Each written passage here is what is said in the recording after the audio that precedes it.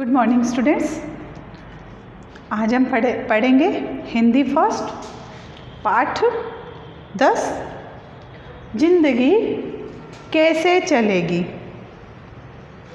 इसके कवि हैं द्वारिका प्रसाद माहेश्वरी। तो पाठ पढ़ने से पहले हम इसके कवि के बारे में पढ़ लेते हैं या जान लेते हैं। तो द्वारिका प्रसाद माहेश्वरी का जन्म 1 दिसंबर 1916 को आगरा के रोहता नामक गांव में हुआ था। माहेश्वरी का संपूर्ण जीवन शिक्षा और कविताओं को ही समर्पित रहा। इन्होंने अपना संपूर्ण जीवन जो है कविताओं लिखने में ही बिताया है। इन्होंने ये उत्तर प्रदेश के सचिव भी थे। शिक्षा प्रसार तथा स्तर को शिक्षा का प्रसार करने और उसके शिक्षा के स्तर को आगे बढ़ाने में इनका महत्वपूर्ण योगदान रहा। इन्होंने बाल साहित्य पर 26 पुस्तकों की रचनाएं की हैं। 26 पुस्तकें इन्होंने बाल साहित्य पर लिखी हैं। उनमें से इनकी कुछ रचनाएं थी हम सब सुमन एक उपवन के, दूसरी थी इनकी वीर तुम बड़े चलो धीर तुम बड़े चलो। तो ये इनकी सुप्रसिद्ध बाल गीत थे। बच्चों के कवि सम्मेलन का जो बच्चों का कवि सम्मेलन प्रारंभ हुआ था उसका श्रेय भी माहेश्वरी जी को दिया जाता है। उन्हीं की इन्हीं कविताओं में से एक कविता है जिंदगी कैसे चलेगी। जो हमारी ये ज़िंदगी है ये कैसे चलेगी। तो इस कविता के माध्यम से कवि हमें क्या कहना चाह रहे हैं, क्या बताना चाह रहे हैं। तो बच्चों, हमारे प्राचीन धर्म ग्रंथों एवं पौराणिक साहित्य इनमें पेड़ पौधों का अद्भुत वर्णन किया गया है। मतलब कि पेड़ों की जो महिमा है वह प्राचीन धर्म ग्रंथों और पौराणिक साहित्य में बहुत ही अद्भुत बताई गई है। आयुर्वेद में अधिकांश औषधियाँ, आयुर्वेद में भी अधिकांश औषधियाँ हमें कहाँ से मिलती है? पेड़ पौधों से, उनके विभिन्न अंगों से। तो आयुर्वेद में भी विभिन्न औषधियाँ पेड़ पौधों के अंगों एवं उत्पादों से निर्मित की जाती हैं। हमारे प्राचीन सभ्यता हमारी कहाँ बसी हुई थी? नदी और नदी के तट पर या वन प्रांत के समीप, या तो वनों के आसपास बसी हुई थी या नदी के तटों पर हमारी प्राचीन जो सभ्यता थी वहाँ से विकसित हुई है। ये सभी इस बात के प्रमाण हैं कि वृक्षों का हमारे जीवन में बहुत ही महत्वपूर्ण स्थान रहा। इन सबको देखते हुए हमें ये लगता है कि वनों का हमारे जीवन में बहुत ही महत्वपूर्ण स्थान रहा है और इनके बिना पृथ्वी पर प्राणियों का रहना भी संभव नहीं है। जब भी आपको हर जगह आज बताया जाता है कि आप अपना जन्मदिन मनाते हैं तो उस दिन आप अपने जन्मदिन पर एक एक पौधा अपने घर के बाहर लगाएं, तो हो हरियाली फिर से हमारे घरों के बाहर लहलाने लगेगी। हमें अधिक से अधिक वृक्ष लगाने को प्रेरित किया जा रहा है।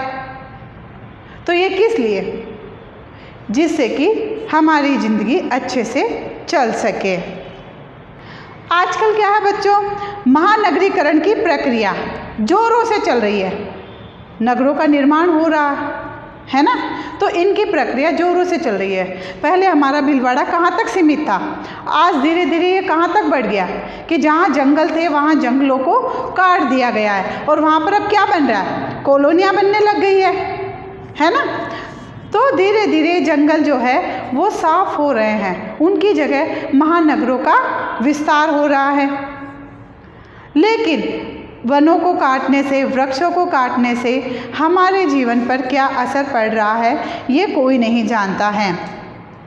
इस प्रक्रिया के कारण वन कटते जा रहे हैं और जहाँ पर अब कंक्रीट मकान, सड़कें, गलियाँ बन गई है वहाँ धरती पर जल स्तर में भी भारी कमी हुई है। अगर वृक्ष नहीं होंगे तो वर्षा भी नहीं होगी, है ना। क्योंकि इसके लिए वृक्षों का होना बहुत ज़रूरी है।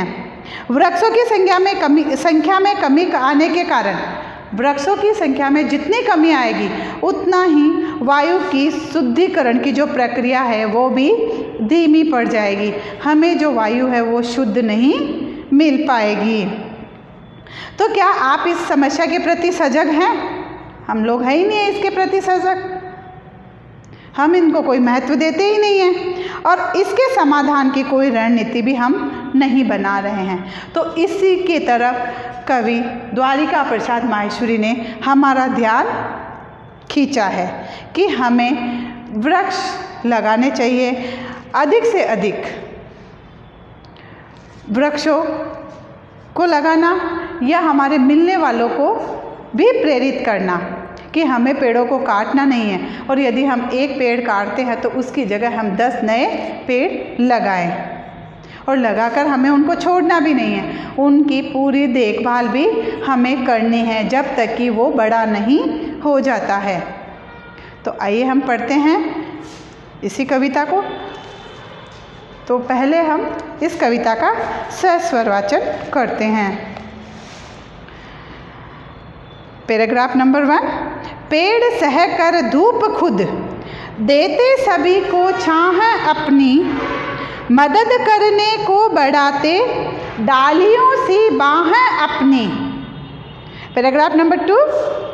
खींचते रहते निरंतर ये हवा गंदी हमारी, है हमें मिलती इन्हीं से प्राण वायु विशुद्ध सारी।